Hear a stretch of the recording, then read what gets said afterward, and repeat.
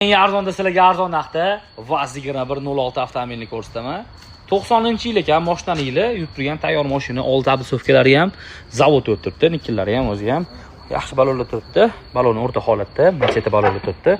Motorlarning holati zo'r, metan gaz balonlarda. Hatsaki turishni bilasizlarmi? Zo'r holatda turibdi. Antifrizli ekan mashina, motorlari yaxshi ekan, gazlarigacha bor, 90-yil. Holati cho'tki ekan. Motor, most, korobka hammasi yaxshi. 90-yil 2106. Xo'p, holati yaxshi ekan aytganimdek, metan gazlarigacha bor. Mashinani chaqqa chuqasiga sepib yo'q qo'yishgan. Mana metan gazida 18-yil ekan balonlari ham.